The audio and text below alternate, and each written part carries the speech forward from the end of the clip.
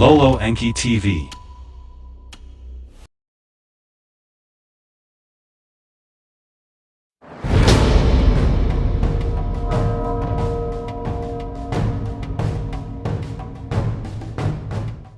The Law of One, Book 2, Session 29th of February 23, 1981. Ra, I am Ra. I greet you in the love and the light of the infinite Creator. I communicate now. Questioner, is our sun a sublogos or the physical manifestation of a sublogos? Ra, I am Ra. This is correct. Questioner, then I am assuming that this sublogos created this planetary system and all of its densities. Is this correct? Ra, I am Ra. This is incorrect. The sublogos of your solar entity differentiated some experiential components within the patterns of intelligent energy set in motion by the logos which created the basic conditions and vibratory rates consistent throughout your what you have called major galaxy. Questioner, then is this sublogos which is our sun the same sublogos just manifesting in different parts through the galaxy, or is it all the stars in the galaxy? Ra, I am Ra. Please restate. Questioner, what I'm saying is that there are roughly 250 billion stars somewhat like ours in this major galaxy. Are they all part of the same sublogos? Ra, I am Ra. They are all part of the same logos. Your solar system, as you would call it, is a manifestation somewhat and slightly different due to the presence of a sublogos. Questioner, let me be sure I'm right then. Our sun is a sublogos of the logos of the major galaxy? Ra, I am Ra. This is correct. Questioner, are there any sub-logoi that are found in our planetary system that are sub to our sun? Ra, I am Ra. This is correct. Questioner, would you give me an example of what I will call a sub-logos? Ra, I am Ra. One example is your mind-body-spirit complex. Questioner, then every entity that exists would be some type of sub or sub-logos. Is that correct? Ra, I am Ra. This is correct down to the limits of any observation, for the entire creation is alive. Questioner, then the planet which we walk upon here would be some form of sub-logos. Is this correct? Ra, I am Ra. A planetary entity is so named only as logos if it is working in harmonic fashion with entities or mind-body complexes upon its surface or within its electromagnetic field. Questioner, do the sublogoi such as our sun have a metaphysical polarity positive or negative as we have been using the term? Ra, I am Ra. As you use the term, this is not so. Entities through the level of planetary have the strength of intelligent infinity through the use of free will, going through the actions of beingness. The polarity is not thusly as you understand polarity. It is only when the planetary sphere begins harmonically interacting with mind-body complexes, and more especially mind-body-spirit complexes, that planetary spheres take on distortions due to the thought complexes of entities interacting with the planetary entity. The creation of the one infinite creator does not have the polarity you speak of. Questioner, thank you. Yesterday you stated that planets in first density are in a timeless state to begin with. Can you tell me how the effect that we appreciate as time comes into being? Ra, I am Ra. We have just described to you the state of beingness of each logos. The process by which space-time comes into continuum form is a function of the careful building, shall we say, of an entire or whole plan of vibratory rates, densities, and potentials. When this plan has coalesced in the thought complexes of love, then the physical manifestations begin to appear, this first manifestation stage being awareness or consciousness. At the point at which this coalescence is at the livingness or beingness point, the point or fountainhead of beginning, space-time then begins to unroll its scroll of livingness. Questioner, I believe that love creates the vibration in space-time in order to form the photon. Is this correct? Ra, I am Ra. This is essentially correct. Questioner, then the continued application of love, I will assume that this is directed by a sublogos or a sub-sublogos creates rotations of these vibrations which are in discrete units of angular velocity. This then creates chemical elements in our physical illusion and I will assume the elements in the non-physical or other densities in the illusion. Is this correct? Ra, I am Ra. The logos creates all densities. Your question was unclear. However, we shall state the logos does create both the space-time densities and the accompanying time-space densities. Questioner, what I am assuming is that quantized incremental rotations of the vibrations show up as a material of these densities. Is this correct? Ra, I am Ra. This is essentially correct. Questioner, Then because of these rotations there is an inward motion of these particles which is opposite the direction of space-time progression as I understand it, and this inward progression then is seen by us as what we call gravity. Is this correct? Ra, I am Ra. This is incorrect. Questioner, can you tell me how the gravity comes about? Ra, I am Ra. This that you speak of as gravity may be seen as the pressing towards the inner light love, the seeking towards the spiral line of light which progresses towards the Creator. This is a manifestation of a spiritual event or condition of livingness. Questioner, the gravity that we know of on our moon is less than it is on our planet.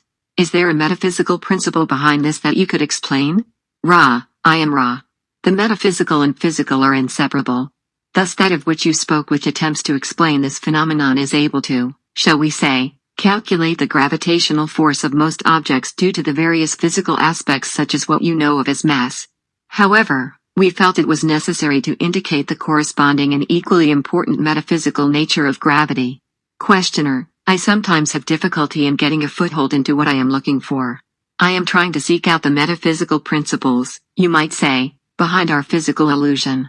Could you give me an example of the amount of gravity in the third density conditions at the surface of the planet Venus? Would it be greater or less than Earth's? Ra, I am Ra.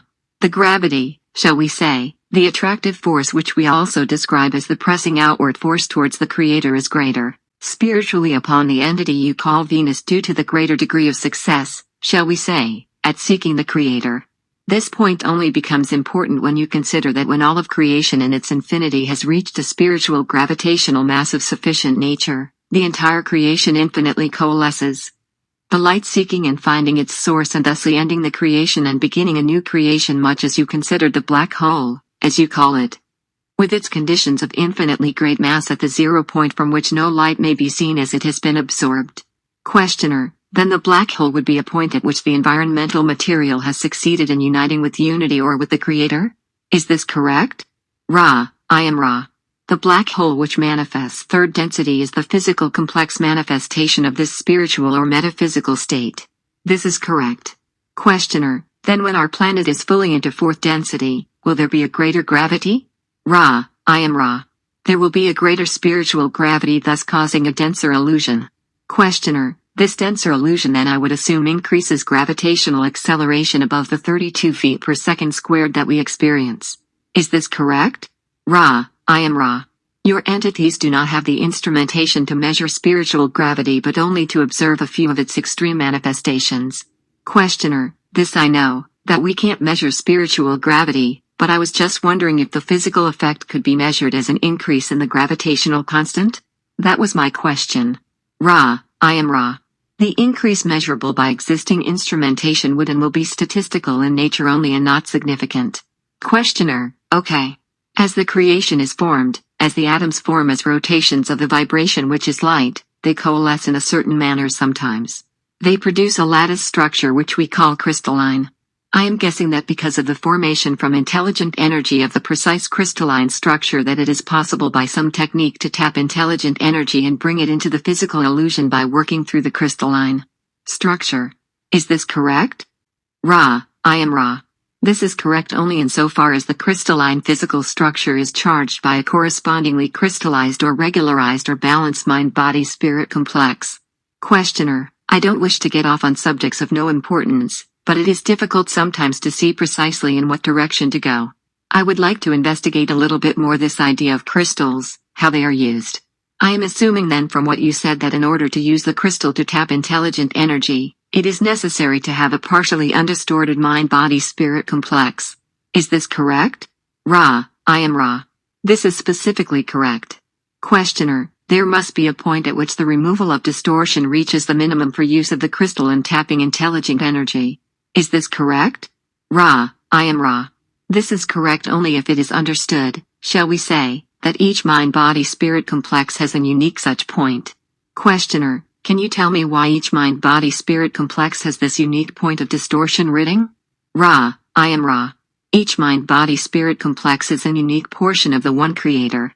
Questioner, then you are saying that there is no single level of purity required to tap intelligent energy through crystals, but there can be a wide variation in the amount of distortion that an entity may have. But each entity has to reach his particular point of what I might call energizing the ability. Is this right? Ra, I am Ra. This is incorrect. The necessity is for the mind-body-spirit complex to be of a certain balance, this balance thus enabling it to reach a set level of lack of distortion. The critical difficulties are unique for each mind-body-spirit complex due to the experiential distillations which in total are the, shall we say, violet ray beingness of each such entity. This balance is what is necessary for work to be done in seeking the gateway to intelligent infinity through the use of crystals or through any other use. No two mind-body-spirit crystallized natures are the same. The distortion requirements, vibrationally speaking, are set. Questioner, I see. Then if you are able to read the violet ray of an entity, to see that ray, is it possible to immediately determine whether the entity could use crystals to tap intelligent energy? Ra, I am Ra. It is possible for one of fifth density or above to do this. Questioner, is it possible for you to tell me how an entity who has satisfactorily achieved the necessary violet ray qualification should use the crystal? Ra, I am Ra. The gateway to intelligent infinity is born of, shall we say, the sympathetic vibration in balanced state accompanying the will to serve, the will to seek. Questioner, can you tell me precisely what the entity would do with the crystal to use it for the purpose of seeking the intelligent infinity? Ra, I am Ra. The use of the crystal in physical manifestation is that use wherein the entity of crystal in nature charges the regularized physical crystal with the seeking, thus enabling it to vibrate harmonically and also become the catalyst or gateway whereby intelligent infinity may thus become intelligent energy. This crystal serving as an analog of the violet ray of the mind-body-spirit in relatively undistorted form. Questioner, is it possible for you to instruct us in the specific uses of crystals? Ra, I am Ra. It is possible. There are, we consider, things which are not efficacious to tell you due to possible infringement upon your free will. Entities of the Confederation have done this in the past.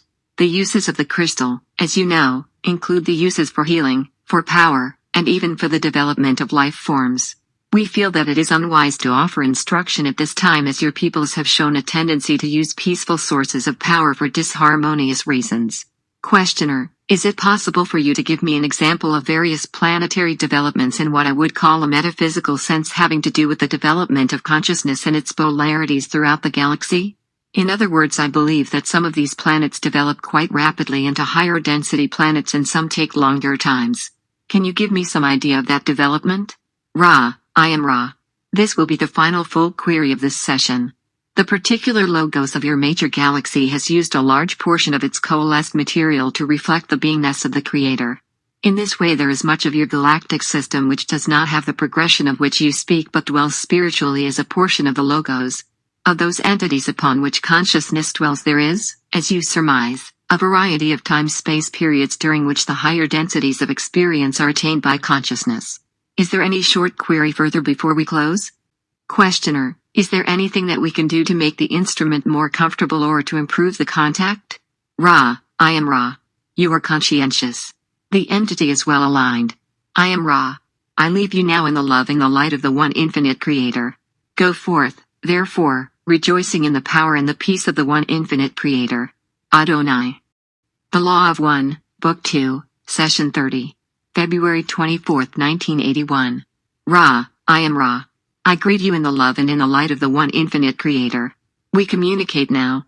Questioner, I am going to make a statement and then let you correct it if I have made any errors. This is the statement: creation is a single entity or unity. If only a single entity exists, then the only concept of service is the concept of service to self. If this single entity subdivides, then the concept of service of one of its parts to one of its other parts is born. From this springs the equality of service to self or to others. It would seem that as the logos subdivided, parts would select each orientation. As individualized entities emerge in space-time, then I would assume that they have polarity. Is this statement correct? Ra, I am Ra. This statement is quite perceptive and correct until the final phrase in which we note that the polarities begin to be explored only at the point when a third density entity becomes aware of the possibility of choice between the concept or distortion of service to self or service to others. This marks the end of what you may call the unself-conscious or innocent phase of conscious awareness. Questioner, thank you. Would you define mind, body, and spirit separately? Ra, I am Ra. These terms are all simplistic descriptive terms which equal a complex of energy focuses, the body, as you call it, being the material of the density which you experience at a given space-time or time-space. This complex of materials being available for distortions of what you would call physical manifestation. The mind is a complex which reflects the inpourings of the spirit and the outpourings of the body complex. It contains what you know as feelings, emotions, and intellectual thoughts in its more conscious complexities. Moving further down the tree of mind, we see the intuition, which is of the nature of the mind, more in contact or in tune with the total beingness complex. Moving down to the roots of mind, we find the progression of consciousness, which gradually turns from the personal to the racial memory, to the cosmic influxes, and thus becomes a direct contactor of that shuttle which we call the spirit complex. This spirit complex is the channel whereby the inpourings from all of the various universal, planetary, and personal inpourings may be funneled into the roots of consciousness, and whereby consciousness may be funneled to the gateway of intelligent infinity through the balanced intelligent energy of body and mind. You will see by this series of definitive statements that mind, body, and spirit are inextricably intertwined and cannot continue, one without the other. Thus we refer to the mind-body-spirit complex rather than attempting to deal with them separately, for the work, shall we say, that you do during your experiences is done through the interaction of these three components, not through any one. Questioner, upon our physical death, as we call it, from this particular density and this particular incarnated experience, we lose this chemical body.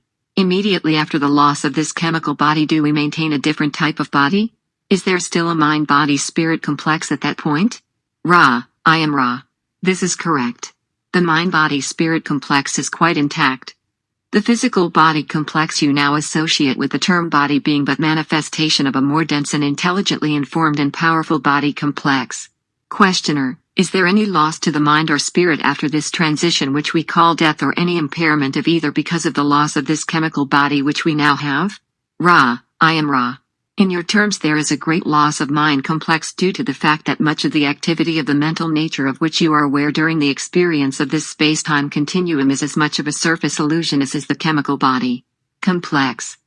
In other terms, nothing whatever of importance is lost. The character, or, shall we say, pure distortion of emotions and biases, or distortions and wisdoms, if you will, becoming obvious for the first time, shall we say. These pure emotions and wisdoms and bias distortions being, for the most part, either ignored or underestimated during physical life experience. In terms of the spiritual, this channel is then much open due to the lack of necessity for the forgetting characteristic of third density. Questioner, I would like to know how the mind-body-spirit complexes originate, going as far back as necessary. How does the origination occur? Do they originate by spirit forming mind and mind forming body? Can you tell me this? Ra, I am Ra. We ask you to consider that you are attempting to trace evolution. This evolution is, as we have previously described, the consciousness being first, in first density, without movement, a random thing. Whether you may call this mind or body complex is a semantic problem. We call it mind-body complex, recognizing always that in the simplest iota of this complex exists in its entirety the one infinite creator. This mind-body complex then in second density discovering the growing and turning towards the light, thus awakening what you may call the spirit complex, that which intensifies the upward spiraling towards the love and light of the infinite creator. The addition of this spirit complex, though apparent rather than real, it having existed potentially from the beginning of space-time, perfects itself by graduation into third density. When the mind-body-spirit complex becomes aware of the possibility of service to self or other self, then the mind-body-spirit complex is activated. Questioner, thank you. I don't wish to cover ground that we have covered before, but it sometimes is helpful to restate these concepts for complete clarity, since words are a poor tool for what we do. Just as a passing point, I was wondering, on this planet during the second density I believe there was habitation during the same space-time of bipedal entities and what we call the dinosaurs. Is this correct? Ra, I am Ra. This is correct. Questioner, these two types of entities seem to be very incompatible, you might say, with each other. I don't know, but can you tell me the reason for both types of entities inhabiting the same space-time? Ra, I am Ra. Consider the workings of free will as applied to evolution. There are paths that the mind-body complex follows in an attempt to survive, to reproduce, and to seek in its fashion that which is unconsciously felt as the potential for growth, these two arenas or paths of development being two among many. Questioner, in second density the concept of bisexual reproduction first originates. Is this correct? Ra, I am Ra. This is correct. Questioner, can you tell me the philosophy behind this method of propagation of the bodily complex? Ra, I am Ra. The second density is one in which the groundwork is being laid for third density work. In this way it may be seen that the basic mechanism of reproduction capitulates into a vast potential in third density for service to other self and to self, this being not only by the functions of energy transfer, but also by the various services performed due to the close contact of those who are, shall we say, magnetically attracted, one to the other. These entities thus having the opportunities for many types of service which would be unavailable to the independent entity. Questioner, was the basic reason for this to increase the opportunity of the experience of the one creator? Ra, I am Ra. This is not merely correct but is the key to that which occurs in all densities. Questioner, does the process of bisexual reproduction or the philosophy of it play a part in the spiritual growth of second density entities? Ra, I am Ra. In isolated instances this is so due to efficient perceptions upon the part of entities or species. For the greater part, by far, this is not the case in second density, the spiritual potentials being those of third density. Questioner, thank you. Can you give me a brief history of the metaphysical principles of the development of each of our planets that surround our Sun, their function with respect to the evolution of beings? Ra, I am Ra. We shall give you a metaphysical description only of those planets upon which individual mind-body-spirit complexes have been, are, or shall be experienced. You may understand the other spheres to be a part of the Logos. We take the one known as Venus. This planetary sphere was one of rapid evolution. It is our native Earth, and the rapidity of the progress of the mind-body-spirit complexes upon its surface was due to harmonious interaction. Upon the entity known to you as Mars, as you have already discussed, this entity was stopped in mid-third density, thus being unable to continue in progression due to the lack of hospitable conditions upon the surface. This planet shall be undergoing healing for some of your space-time millennia. The planet which you dwell upon has a metaphysical history well known to you, and you may ask about it if you wish. However, we have spoken to a great degree upon this subject. The planet known as Saturn has a great affinity for the infinite intelligence, and thus it has been dwelled upon in its magnetic fields of time-space by those who wish to protect your system. The planetary entity known to you as Uranus is slowly moving through the first density and has the potential of moving through all densities. Questioner, thank you. You stated yesterday that much of this major galactic system dwells spiritually as a part of the Logos. Do you mean that near the center of this major galactic system that the stars there do not have planetary systems? Is this correct? Ra, I am Ra. This is incorrect. The Logos has distributed itself throughout your galactic system. However, the time-space continua of some of your more central sun systems are much further advanced. Questioner, well then, could you generally say that as you get closer to the center of this major system that there is a greater spiritual density or spiritual quality in that area? Ra, I am Ra. This will be the last full question of this session, as this instrument is somewhat uncomfortable. We do not wish to deplete the instrument. The spiritual density or mass of those more towards the center of your galaxy is known. However, this is due simply to the varying timelessness states during which the planetary spheres may coalesce, this process of space-time beginnings occurring earlier, shall we say, as you approach the center of the galactic spiral. Questioner, is there anything that we can do to make the instrument more comfortable or to improve the contact? Ra, this instrument is well balanced and the contact is as it should be. This instrument has certain difficulties of a distortion you would call the muscular spasm, thus making the motionless position uncomfortable. Thus we leave the instrument. I am Ra. You are doing well, my friends. I leave you in the love and the light of the one infinite Creator. Go forth, then, rejoicing in the power and the peace of the one Creator. Adonai.